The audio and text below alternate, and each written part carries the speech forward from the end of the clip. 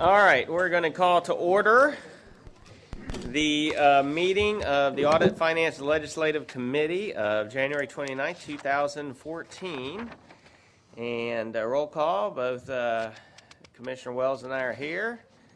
So we need to adopt the agenda. Okay, I would recommend Without objection, so adopted. Need to approve the minutes. I'd recommend adoption. Without objection, so approved. So we'll move on to the discussion items. But first, I just want to note that this meeting, and please confirm, Mr. Gottschalk, is being taped, videotaped, audio taped, and it will be available on the city website. Whether it's available on the city website is not something I control. But it will. I talked to the city manager today, and it just as all of our other meetings will be available on the city website. No charge to the citizens of Gainesville. On our new and improved city website, so we say. All right. So there. All right, so now we're on to the first item. Mr. Gottschalk. The first item is our review of CRA, Community Redevelopment Agency, capital project contracts. This is an audit that was in our annual audit plan for fiscal year 13, which was approved by the City Commission. If you go to, and I'll take you briefly through a summary of this, but not get into any details of it unless you would like us to. Okay. And Mr. Lyons is here. They were very cooperative with our audit and helpful in helping us to understand their processes. And through that process, we do have some recommendations for improvement. But if you look at the cover memo that's within the document to our transmittal memo to the CRA Executive Director, it summarizes why we did the audit, that it was in our annual audit plan, and the primary objective of our audit, to evaluate and provide reasonable assurance that capital project contracts for CRA are adequately monitored and complied with. Gives a little description of the process we went through to satisfy our audit objectives. And based on the results of our review, we believe that the CRA has strong management controls in place that provide reasonable assurance that their capital projects are completed in compliance with contract terms.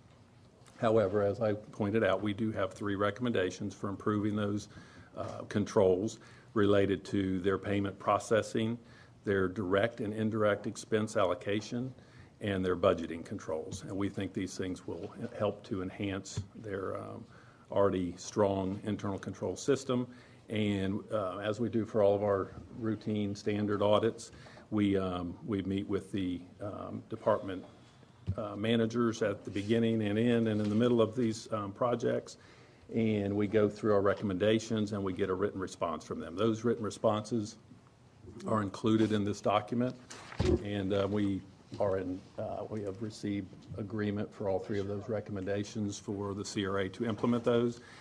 We would ask that that the audit committee recommend that the City Commission accept this and then direct us to do a follow-up. We will go back in 6 to 12 months and check to see that those recommendations have been adequately implemented and report back to you, the audit committee. Okay. And we have the CRA Executive Director here, and we want to know if they want to add anything to this. Other than that, we can move on this. Mr. Mayor, I'd move that we accept the auditor's report and instruct him to return for the follow-up review as provided in the recommendation. Okay, and I agree. So we have a motion and a second. Do any members of the staff first or public wish to speak to this item? Seeing none, turning back. Are you okay with it? I'm okay with it. Motion passes. So we're done with this one. Okay. The next item is similar. And I guess that was a recommendation to the City Commission. Right, it'll go to Yeah, it's going to go to the regular City Commission meeting, and at the next meeting, but probably not. which is also good to point out because we're sort of out of our element here. Normally we'd be downstairs. So the action that Randy and I take is not final action. This will, on this item as well as the other 2 items, will simply lead to something going back to the City Commission for full approval or for any type of modification or no action. So, all right, on to the second item. Okay, we have another audit that we completed in the last fiscal year. It's our review of the payroll system of the city. And again, if you I'll give you just a brief rundown because I know there's probably more interested in the next item. Makes you think that? But if you look at the transmittal memo, it does again talk about, what our purpose in doing this audit was. And in general, it's to evaluate the system of management control over the city's processing of payroll transactions. And we look at internal control practices. We look to make sure that that's effective and that they're properly recording, maintaining, and managing payroll transactions, and ensuring that payroll transactions are accurate, authorized, approved, and adequately monitored. So it's certainly a very broad audit and something that takes some time to go through the entire payroll processing of the city. Again, based on the results of this review, we believe that there is compliance with applicable city payroll, personnel, and timekeeping practices, which provides to us reasonable assurance that payroll transactions are accurate, authorized, approved, and monitored. Obviously, there's no way we can assure that every transaction has been done properly, but we did testing and to make ourselves comfortable that it is being done the way it should be done. We did identify several areas in this audit where we believe there's opportunities for strengthening these controls, and so we lay those recommendations out in the report. There's a few more in this item. It provides recommendations related to improving the coordination and efficiency of payroll processing. Number 2, optimizing IT technologies and achieving cost savings through that process. Number 3, modifying payroll reports, the computerized payroll reports and matching of those and reconciling those. Number 4, improving procedures related to new hires and rehired retirees, and modifying payroll and timekeeping practices to reduce errors and improve the timeliness of wages paid. And last, improving collection procedures for terminated employee training costs. We've, again, found issues with each of these recommendations that we felt that we needed to make a recommendation to enhance the current process. We work closely with Finance Director Mark Benton and his staff and Interim Human Resource Director Cheryl McBride and her staff, and we appreciate their professionalism and helping us to gain understanding of their system and to work with their people to do our testing. And if there's any questions about the details of this, we can certainly go into that. But otherwise, it's the same recommendation that the Audit and Finance and Legislative Committee would recommend to the City Commission that this report be accepted and that the auditor be directed to bring back a follow-up in future reviews. And again, management has agreed with each of these recommendations. Okay. Now, I had a real quick question about the, I guess, the GPD timekeeping practices. So are they transitioning to a new payroll system, and is it for all of general government, or is it just for GPD? And it's just for GPD. They have with the size of their organization and the complexity of some of the things that they have timekeeping for, they are moving to a more automated system, and we are expecting that to enhance some of the controls they have. Do we know approximately when they'll be fully integrated? Do we know? Eileen, do we have an idea of the timing of it?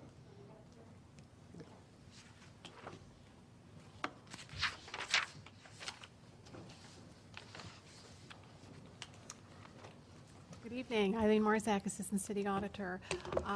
They are currently using the program for their scheduling, and I would imagine, maybe Mark can help some clarification, I would imagine within the next 6 months they should be fully implemented. Well, I think the reason for my question is that, obviously this thing kind of circles back to close the loop with you to follow recommendations, and, we want the follow-up to take place after the full integration of the new system. Otherwise, it sort of stands to reason that you're going to find the same type of problems. As Ms. Marzak pointed out, it's a scheduling piece of software. We anticipate we're going to transition to that by the middle of March, and we hope to have that loop closed, have it finalized, hopefully by early this summer. Good. All right. Very good. All right. And just to follow up on the payroll, I know you're talking about a savings that compares to an average. Is that a savings that you're just talking about the $110,000 based on the number of paychecks that people that we're issuing? Is that something that can be done just by fiat, or is that, by making a simple change, or how do we get at that saving that you're indicating can be Let me let Ms. accomplished that. Marzak comment to that. Mr. Mayor, we would just did some research, and those are just sort of industry standards that usually on a check per basis. So that's our best estimate at this point in time. But it's not directly contracted out. It's the net cost for us, or is it a contracted out charge for the issuing of those It's paychecks? net cost to us. So it's I'm sorry, maybe I don't understand the question. I mean, is it something you can just get the savings by contracting out to a different firm or negotiating a different price, or is it something that reflects the internal operating It's costs? internal, it's correct. It's a savings internally from just not having as much paperwork to Right. push around. And so your expectation is by just simply implementing the changes that have been recommended, you can accomplish that average cost? Yes. Basically, improved efficiency is what you're getting at. Okay, thank you. All right, very good. All right, so Commissioner, we get a motion to accept the staff recommendation here. Yes, I would move that we accept the staff recommendation and refer that to the City Commission. All right, I certainly approve that. So any other members of city staff first need to weigh in? Seeing none. Members of the public wish to address this item? Yes, sir. Yes, I'm Donald Shepard, and I'm running for City Commissioner at large, and also I sit on the city audit financing. And what I want to bring to the table here is that study. We're hearing this new word, study, being brought up. It's something I addressed when I signed up to be a mayor, and now I'm running for commissioner, and I want this to carry on. This here study is opening doors and windows. When I opened the door with GPD and the Sheriff's Department, when I brought this issue up, it brought the study to be. It brought an audit financing, which was enhanced with Ms. Henson Rawls and others, that we needed this to carry on.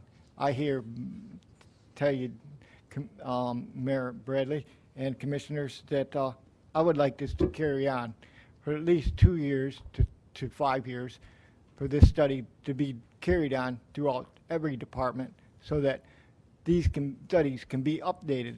These here studies that is being going by are studies that have been implemented since 2003. And this incident, what I'm stating, factual information which we have in the studies of GPD and our Sheriff's Department, and our Fire Department, and this information has opened the doors along with my help to do so. And I think if we're going to have next year a true audit budget finance, then we need to look at these issues and studies of each board and each member, hearing the boards and hearing what they bring to us, whether it's Palm Creek or it's Turkey Creek or whatever board it is, hearing them and taking their information, implementing it into our information through planning and audit finance will give us a better outlook, and true fact-finding information will make our business and our job here in the audit finance and planning department much easier. And I'd like this to be done. All right, thank you very much for your comments. Any other members of the public wish to speak to the, yes, sir. My name is Don Glendenning, and I'd just like to ask a question. I hear that you say there's $110,000 worth of savings, but it's internal inefficiencies. Is that just, are we letting people go, or is there just less work for them to do? I always hear the government saying that they're making savings, but these aren't savings in checks. These are in material, and these generally aren't people. So is it just meaning that people don't have to work quite as hard as they had to work yesterday because of your new system? Okay, if we could have someone address the issue of efficiencies and savings.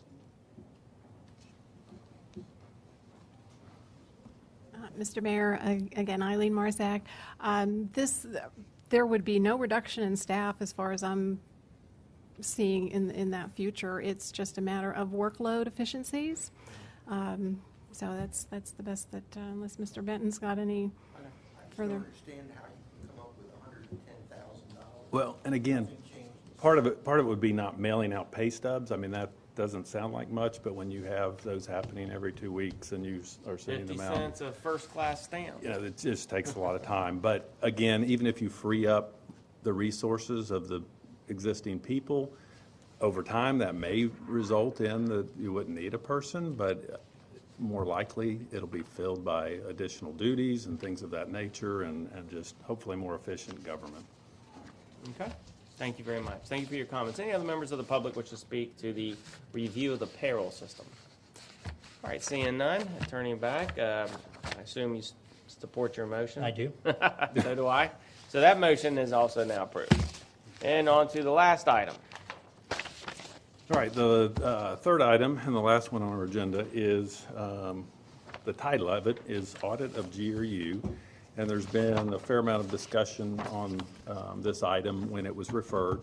On December 5th, there was some discussions. There was an item put on the city commission meeting for that night by the mayor to talk about this issue. And there was quite a bit of discussion that night, and through that discussion, it was referred to the Audit, Finance, and Legislative Committee to continue to work on this. This is related generally to the utility and a lot of the things that have been discussed related to the biomass plan over the last several years. On December 19th, after that referral, the city attorney issued a memorandum to the city commission, and that is somewhat pertinent, I think, to the discussion that was had on December 5th. That followed with, on January 16th, a discussion of that memo among the city commission, the city attorney's memorandum regarding the equitable adjustment for change of law of the power purchase agreement. There was extensive discussion again about that item on January 16th, and here we are on January 29th. I think the charge to the committee is to discuss this, and I think it's pretty broad in terms of where it could go. It's the will of the committee and what they want to take back, and we would certainly try to provide as much advice as we can, depending on what direction you would like this issue to go. Okay.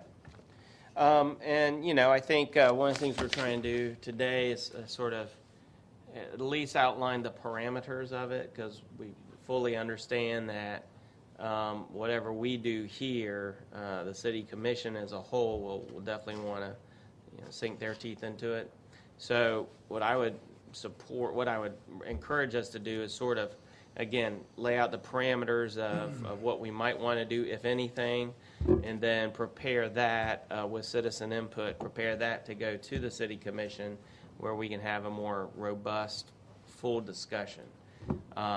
So, with that in mind, I support the idea of an outside special audit simply because I believe that it is important to have a sort of an arm's length analysis provided by someone who feels empowered to sort of look at some of the past practices, really in terms of those parameters, using some of the guidance we've already received from our city attorney in terms of improvements, but also able to scratch beneath the surface, because I think even Ms. Shalley, of course, we'll encourage her to weigh in here. What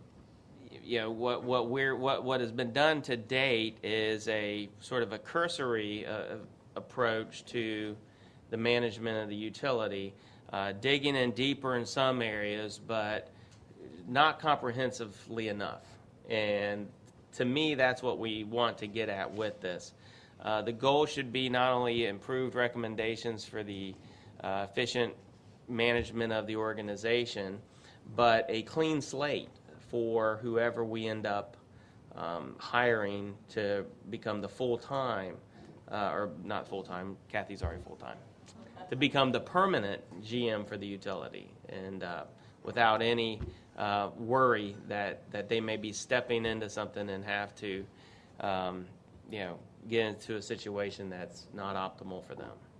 So what are your thoughts, Commissioner?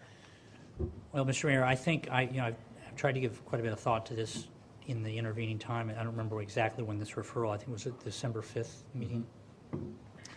And I think what I said at the time, I went back and kind of looked at the discussion amongst us, to the extent that staff provided some limited amount of input, but it was really more a conversation amongst us. And for me, the focus, I guess, and maybe this is somewhat in line with what you'd said about trying to recommend some parameters. But I guess the thing that certainly struck me was that if we didn't have a clear idea of what we were aiming to accomplish, that it would be an almost unbounded task. And I did not see going forward unless it was pretty clear what was going to be focused on.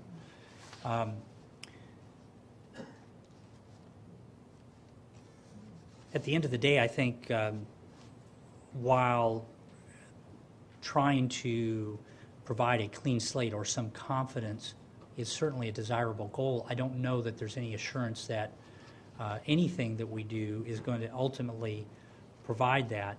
I do think my primary focus was providing either improved recommendations or simply alternative recommendations going forward. And so my interest was,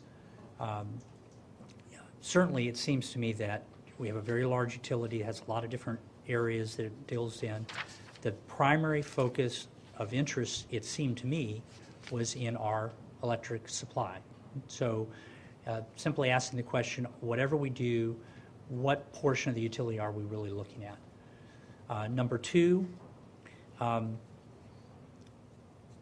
more I looked at, and I'm certainly not an attorney, but the more I looked at what forensic audits appear to represent, it seems as though they tend to be focused on something in which you've identified something you believe has been some sort of malfeasance. Now, you didn't use that. You used this phrase special audit. I'm not really sure what the distinction is.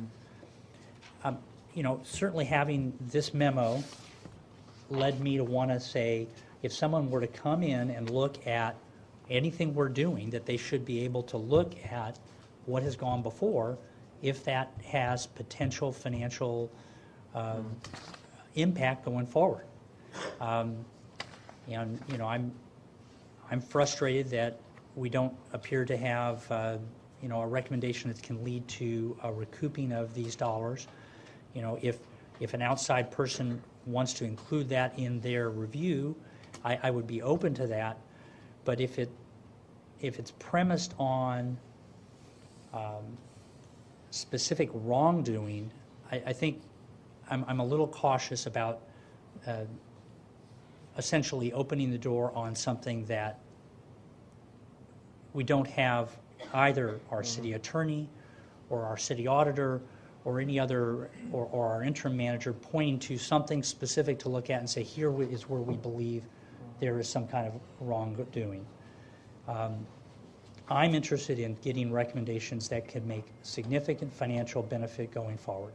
I think that's what all of us are interested in, to the extent that looking back at existing, I think you said past practices, and by which I mean, I think you mean decisions we made under the biomass contract primarily. I'm fine with those being included in the scope of what someone could look at, but I'm primarily interested in seeing recommendations that could have significant financial benefit to the ratepayer and to the utility. Right. And I think by being focused in that way, I think we're more likely to be able to get an outcome that we can then get action on that will benefit the ratepayer and the utility. So I mean that's kind of where I'm at. I think it's pretty much what I said at the time. But and I will say I've had citizens point to very specific things that they think there might be worth looking at. I'd be interested in hearing again what those might be. We've looked at this change of law memo. I certainly would be fine with an outside person including that in their scope. I've heard questions raised as to whether or not the air permit under which that we own is in some way deducting value from the cost of the contracting party in the biomass plant. If there's a possibility that can be revised or changed. I haven't been able to get enough detail about where specifically that authorization came through to be able to say, here's where it is, so that our city attorney could look at it, but I'd be very interested if we think that has potential value. Okay. I'd be open to hearing other specific areas where citizens or staff think there are particular things to focus on. But I think, to me, ultimately, it's going to come down to, can it make a significant financial improvement to the utility? Sure. So that we're not just going at everything under the sun without a realistic chance of having advantage for our ratepayer. And I think maybe either our city auditor or city attorney can weigh in with, is there a Something that they would technical point us to. definition of forensic versus special? Is there any distinction that we need to know, sort of help frame this? Well, on the 5th, I talked a little bit about what forensic typically is. And typically that would be focused on, looking for malfeasance or fraud and that type of thing. Now, that doesn't mean, the word forensic is used in a lot of different places. The word audit may not be the term you really want to use for this. An audit is one thing, an investigation or forensic accounting investigation is another thing. There's some overlap, but if we do go out with an RFP or we look for outside assistance in evaluating specific issues, I think we need to make sure that we are clear with what we are understanding the objective to be and the result to be.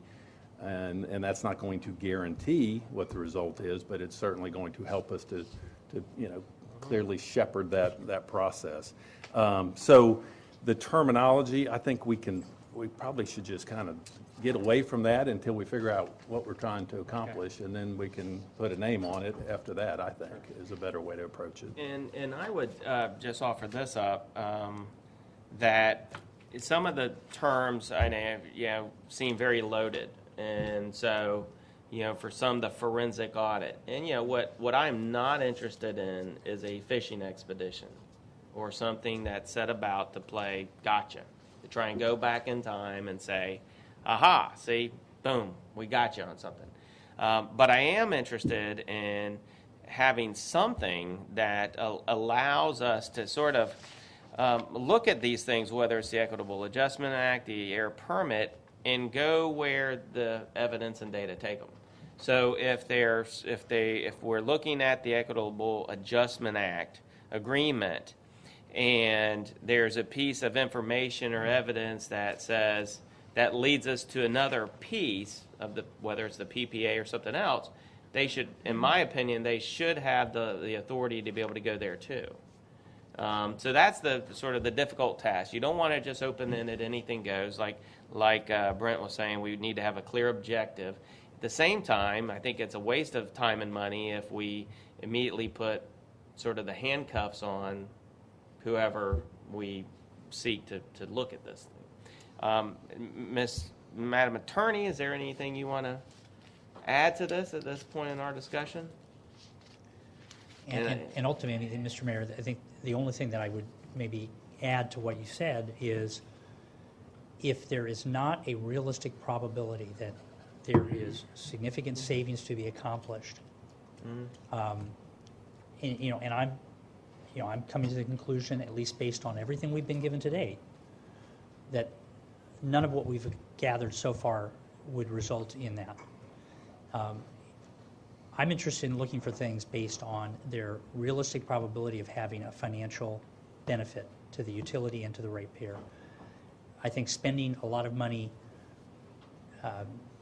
pursuing avenues that don't have that potential, I don't know that I see the value of that. And if you remember, this was for example, let's just take into consideration equitable adjustment only, that at the last regular meeting, we had the chance to kind of end it, but we didn't. We decided that even though we have, I think, a well-reasoned memo from our city attorney, that we still want to see if there's anything actionable there. And so at a minimum, that would be, I think, a piece of it. And at some point, Madam Attorney, I will ask you to summarize your understanding of the October 31st memo from who the heck is it? Are you talking Ackerman, the this one here, Ackerman the Ackerman memo, memo. and their findings, because they have very clearly, I'll just read it into the record, based on a preliminary facts